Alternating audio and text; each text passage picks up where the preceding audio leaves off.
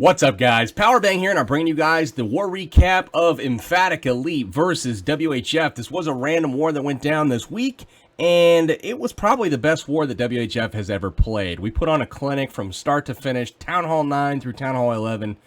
Just a really solid job. Nearly ended up with the perfect war. Good job to Emphatic Elite. Best of luck to you guys going down the road. Let's look at some attacks here. This one's going to be a Town Hall 10 focused episode.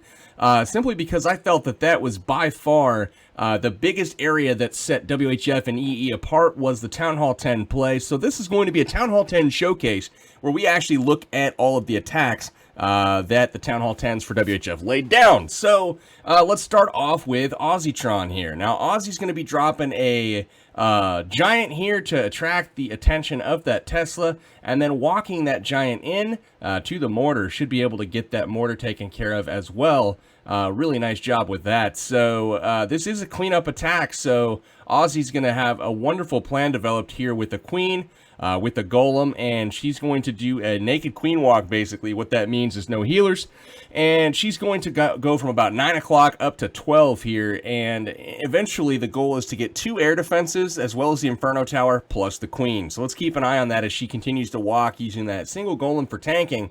We've got the king coming in. As the golem transfers away, the king takes over the aggro from the archer towers up there. Minions are up on the right, making sure that stuff's funneled and the king's not going to walk too far. And then a jump spell goes down to get that king back into the core here. So he uses the ability, and lo and behold, is going to go try to go through the wall here and take out the archer towers. Queen goes in, and now the king has locked onto the enemy queen. Now he's not going to be able to do much to her because there is that level 11 wall in the way, but queen on queen action here. Queen's going to go ahead, take out the enemy queen, use the ability, get the Inferno Tower. 1 air defense already down. Here goes the second one. So really strong kill squad push there from Aussie.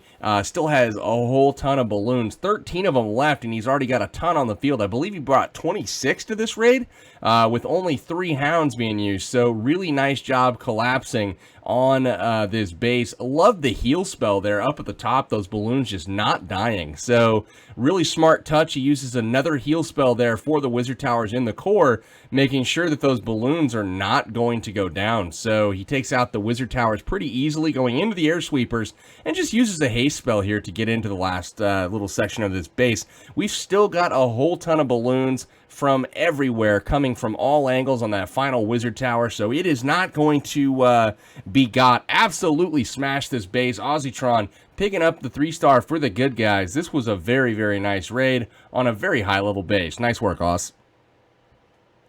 All right, next up, we're going to be looking at number 9. This is Blaine getting taken out by Son of J. Really like the kill squad on this one as well. Son of J enters from the south here. 2 layers of wall breakers with the 7 wall breakers. He's going to use his rage spell there at 6 o'clock. Watch the wall breakers as he gets through 2 layers, and then his kill squad will eventually, the queen will take out both Inferno Towers. So extremely deep push. Not a whole ton of miners there with 19 of them. I believe the clan castle's miners as well, but he should be okay. So the golems go ahead and tank for the initial wall breaker entry.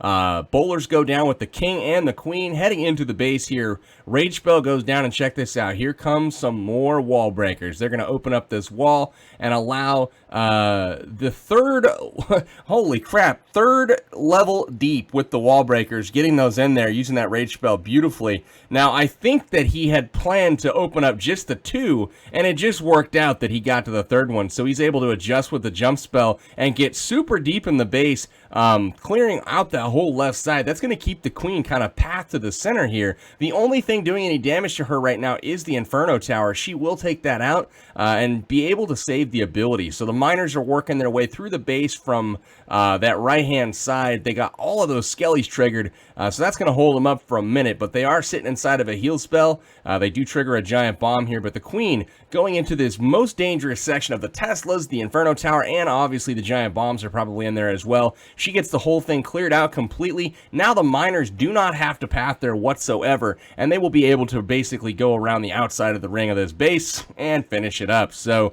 a heal spell left. He wouldn't have even needed it. However, he will drop it here at the very end just to make sure. Nice work, Son of J, getting that 3-star for the good guys. Town Hall being last. Got to make it suspenseful, right? So moving on to the next one, we got 10 the Titan getting taken out by Tisdale here.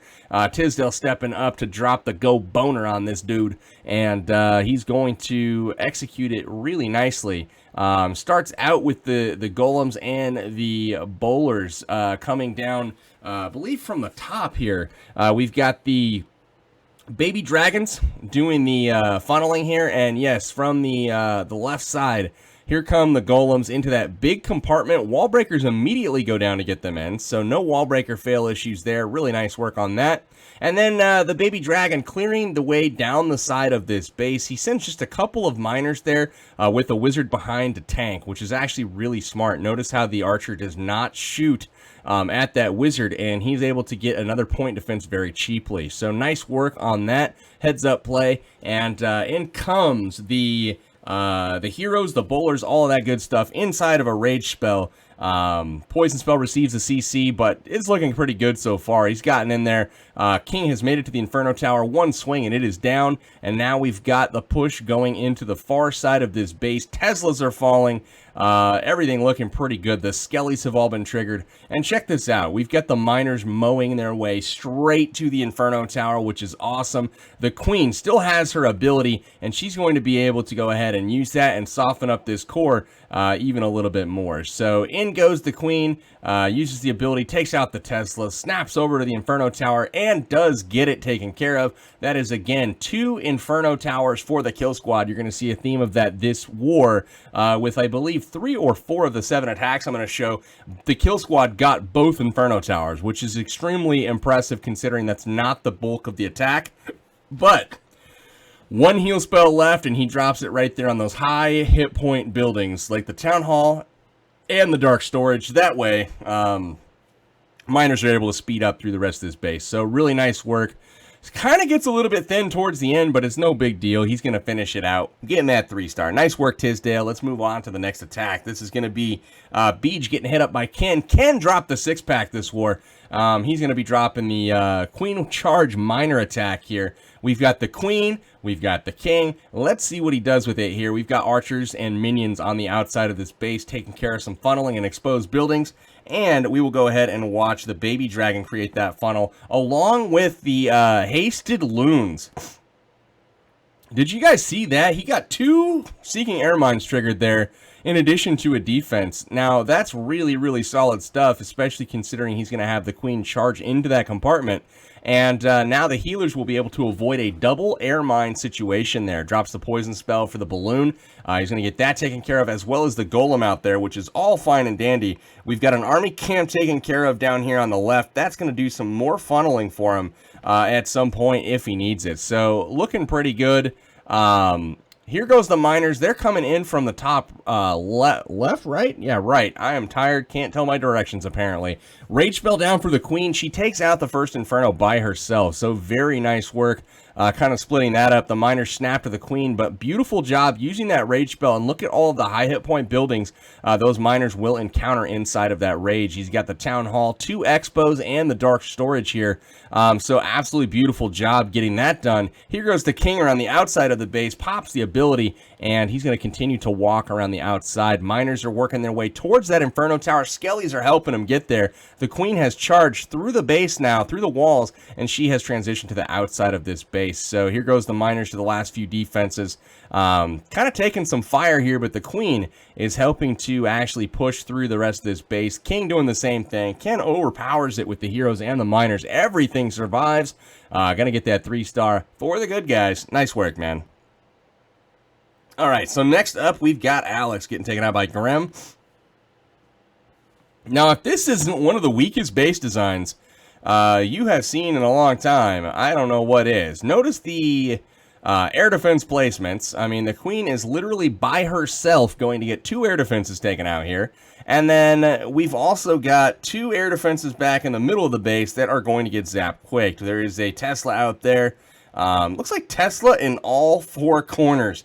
Builder huts out there in the corners, but, you know, as he drops some troops to go ahead and, you know, get those builder huts taken care of. It looks like there's Teslas protecting them. So a little bit interesting. Now, all 4 air defenses in the base are taken care of at this point. So dragons dropped in the corners to get the huts. Again, Teslas pop up, so very high value defenses are just wiped off the map right away. I guess that's cool. Thanks, man. So anyway, the dragons go in, and check out the line and the deployment as they work through this base. Let me pause it real quick. Can you guys find the air targeting defense? Oh, the air defenses, those are gone. What about things that shoot at the sky? Oh, wait, they're all on this side of the base? Really? Okay, what's on this other side? Oh, a bunch of cannons and mortars. So this is basically going to be the biggest overrunning of a base I have seen in quite some time at Town Hall 10. Grim absolutely smashes it. He uses the balloons on the outer compartments there to get into the Inferno and also just help funnel those dragons towards the Inferno, towards the core. Everything looking pretty good here. He sends a Hound in to just, you know, tank, get some traps taken care of, which he does a great job with. But that's pretty much it. The air targeting stuff is down to a couple Expos. And that is all she wrote for this base. Grim absolutely smashing it. And how often do you see a Town Hall 10 Dragon Raid with that many dragons left over? That is an absolute fleet, a flock, I don't even know, but that is a ton of dragons left over. So nice work, Grim. Really exploited this base. Props to you, my friend. All right, next up, we've got 13. This is Ken again, bringing the second half of that 6-pack. We've got... looks like a Go Boner attack. We've got the 2 golems there with the bowlers and the heroes backing them up. They're going to hit from the corner down there. That long, 2x3 compartment as far as buildings go.